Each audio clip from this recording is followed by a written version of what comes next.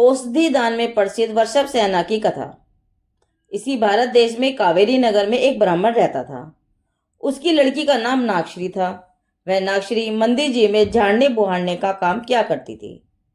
एक दिन शाम को मंदिर में मुनिदत्त मुनि ध्यान कर रहे थे और वहां नागश्री झाड़ने आई। झाड़ते झाड़ते वह उस जगह पहुंची जहां मुनि महाराज एक वायु रहित पवित्र गड्ढे में बैठे ध्यान कर रहे थे। नागश्री ने मुनि से कहा, उठो, हमें यहाँ झाड़ना है। पर मुनिराज ध्यान पूर्ण किए बिना कैसे उठ सकते थे, सो वह न उठे और जो के त्यों ध्यान में बैठे रहे। नागश्री ने कई बार मुनिराज से उठने को कहा, पर वह नहीं उठे और अपने ध्यान में लगे रहे। वहां नागश्री को क्रोध आ गया। सो उसने क्या किया, कूड़े का बहुत बड़ा ढेर मुनि महाराज के चारों ओर लगा दिया। यहां तक कि इतना कूड़ा ऊपर से हो गया कि वे मुनिराज उसमें दब गए। पर इस उपसर्ग में भी मुनिराज अपने ध्यान से विचलित न हुए, बल्कि और भी अधिक ध्यान में लीन हो गए। सारी रात यूं ही ढके रहे। सवेरा होते ही जब राजा मंदिर में गया और वहां कूड़े कचरे का ढेर कुछ हिलता हुआ दिखा, तो समझ लिया कि इसके अंदर कोई पुरुष दबा है। जब सारे कूड़े को हटवाया तो देखा कि उसके अंदर मुनिराज बैठे हैं। राजा ने उन्हें दंडवत प्रणाम किया और दुखी होकर चला गया। उधर नागश्री भी उसी समय झाड़ने बुहारने का काम करने आई तो देखा मुनिराज शांत चित्त से बैठे हुए थे। उस समय नागश्री के चित्त में मुनिराज के प्रति बड़ी भक्ति उत्पन्न हुई और वह अपनी मूर्खता पर बहुत पछताई। उसने मुनिराज से क्षमा याचना भी की। फिर उसने मुनिराज का कष्ट दूर करने के लिए अनेक प्रकार की दवाइयां बनाई और उनके वैयावर्ती में लग गई। अंततः उसने मुनिराज को पूर्णतः स्वस्थ कर दिया। इस औषधि दान का प्रभाव देखिए। जब नागश्री की आयु पूर्ण हुई तो वह मरकर उसी नगर के धर्मपति सेठ की पुत्री हुई। सेठ ने उस पुत्री का नाम वृषभ सेना रखा। वृषभ सेना रूपवती और भाग्यवती थी। एक दिन उसकी दासी वृषभ सेना को स्नान करा रही थी। उसके स्नान कराने से जो पानी नीचे गिरता था वह बहकर एक गड्ढे में भर गया। अचानक वहां एक रोगी खुजली वाला कुत्ता आया और उस गड्ढे में गिर गया। थोड़ी देर बाद जब वह कुत्ता उस गड्ढे से निकला तो वह बिल्कुल निरोगी हो गया। कुत्ते की ऐसी हालत देखकर दासी को बड़ा आश्चर्य हुआ। उसने मन में विचार किया कि यह आराम वृषभ सेना के स्नान के जल के नहाने से हुआ है। वह वृषभ सेना के उस नहाए हुए जल को लेकर अपने घर भी गई। दासी की माता की आंखें ठीक न थी, वह अंधी थी। दासी ने अपनी मां की आंखों में वह जल लगाया तो उनकी दृष्टि लौट आई। अब शहर में यह बात फैल गई तो सभी प्रकार के रोगी अब वृषभ सेना के स्नान का जल लेने के लिए आने लगे और उन्हें आराम भी होने लगा। उसी समय वहां के राजा उग्रसेन थे। उन्होंने अपने मंत्री रणपिंगल को अपने शत्रु राजा मेघपिंगल से युद्ध करने के लिए भेजा। राजा मेघपिंगल को जब अपनी हार निश्चित लगी तो उसने उस कुएं के पानी में विष मिला दिया जिसका पानी रणपिंगल की सेना के लिए था। उस विषैले पानी को पीने से बहुत से सैनिक मर गए और बहुत से बीमार हो गए।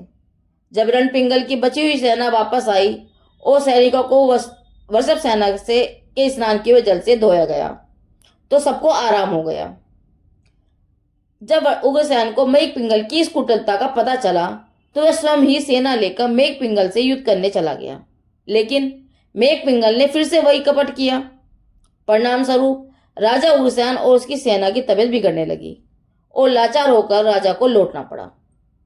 राजधानी लौटने पर राजा ने मंत्री की सलाह से वृषभ सेना के स्नान का जल मंगवाया।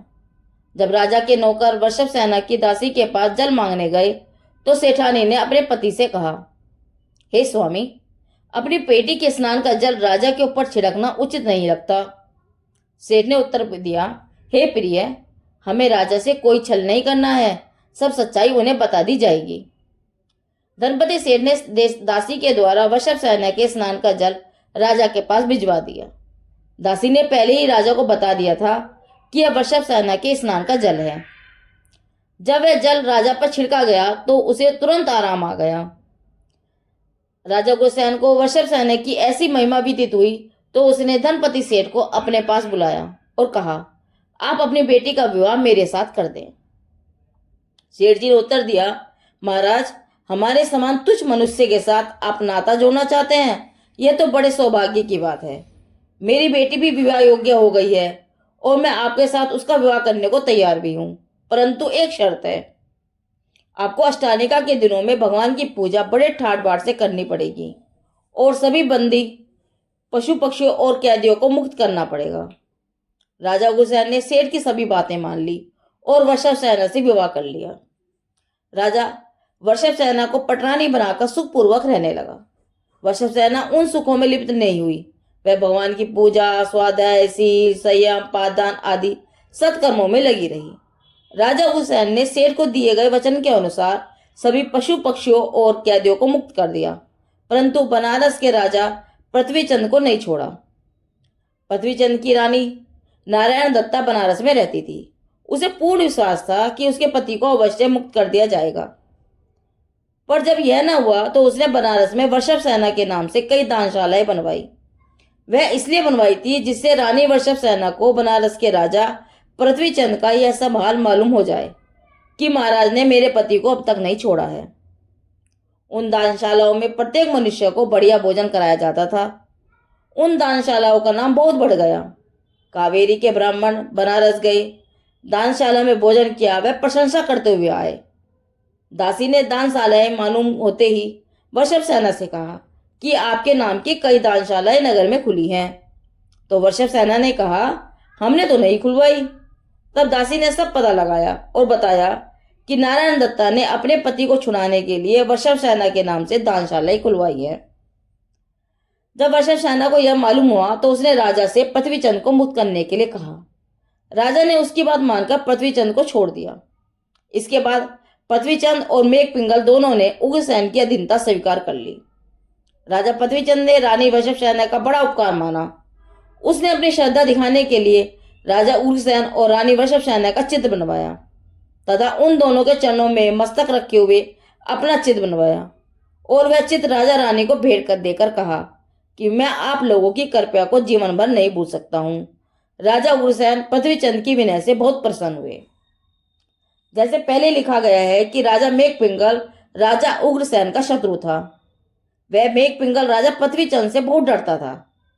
जब राजा पृथ्वीचंद राजा उग्रसेन के सेवक बन गए तो मेघ पिंगल भी कावेरी आकर उग्रसेन का दास बन गया था। एक दिन राजा उग्रसेन के पास दूसरे छोटे राजाओं के यहाँ से बहुत सा धन, सामान और बढ़िया दुशाले भेंट में आए। राजा ने उनमें से आधा धन और सामान एक दुशाला रानी वृषभसेना को दे दिया और आधा धन, सामान और एक दुशाला राजा मेघ पिंगल को सौंप दिया। एक दिन मेघ पिंगल की रानी वह भेंट का दोशाला ओढ़कर वृषभसेना के महलों को गई। कपड़े पहनने उतारने में वे दुशाले आपस में भूल से बदल गए, अर्थात रानी वृषभसेना का दुशाला मेघ पिंगल की रानी के हाथ चला गया और मेघ पिंगल की रानी का दुशाला रानी वृषभसेना के पास रह गया। कुछ दिनों के बाद राजा मेघ पिंगल राजा उग्रसेन से मिलने को आए तो वही बदला हुआ दुशाला ओढ़े चले गए। उस दुशाले को ओढ़े हुए देखकर राजा उग्रसेन को कुछ संदेह हो गया। उनके चेहरे पर क्रोध झलकने लगा। उन्हें यह शंका हुई कि मेघ पिंगल वृषभसेना से यारी रखता है। जब मेघ पिंगल ने राजा को क्रोधित देखा तो उसने वहां रहना ठीक नहीं समझा और दूसरे देश को चल दिया। जब राजा उग्रसेन को मालूम हुआ कि मेघ पिंगल भाग गया है तब तो उनका संदेह और भी बढ़ गया।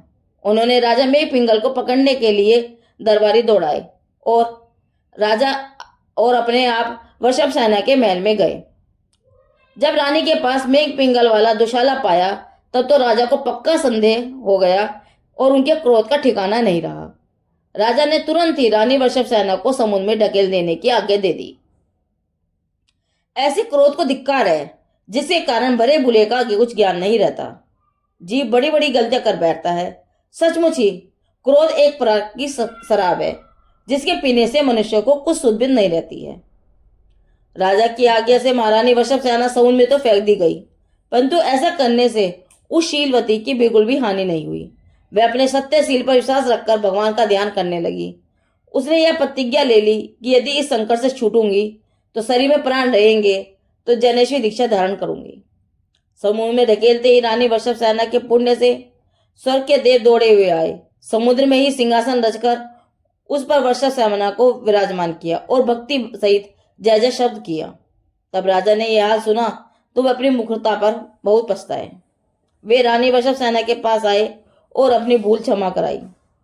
पुण्य के उदय से रानी वृषभ सेना को श्री गुरुनाथ मुनि के दर्शन हुए। वे मुनि महान तपस्वी और अवधि ज्ञानी थे। वृषभ सेना मुनिराज के चरणों में लेट गई और हाथ जोड़कर पूछने लगी, हे महाराज, मैंने पिछले जन्म में कैसे काम किए थे जिनका मुझे ऐसा फल मिला।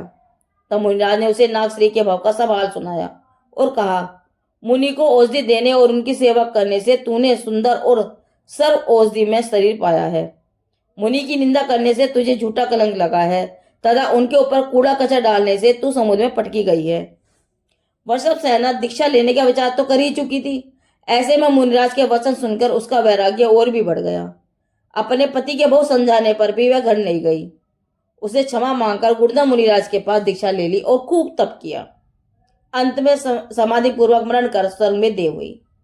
औषधि दान के प्रभाव से नागश्री ने वृषभ सेना के भव में औषधि रिद्धि में शरीर पाया। उसके स्नान का जल राजा के मस्तक पर डाला गया तो राजा के रोग की भी निवृत्ति का कारण बना। इस कथा से निष्कर्ष निकलता है कि जो मनुष्य बहुधा रोगी रहा करते हैं उन्होंने कभी औषधि दान में विघ्न डाला होगा। इसलिए हमें अपने शक्ति के अनुसार औषधि दान देना चाहिए और रोगियों की सहायता करनी चाहिए, उनकी सेवा करनी चाहिए। औषधि दान में प्रसिद्ध वृषभ सेना की कथा पूरी हुई। जिनदेव की वाणी आगम वाणी।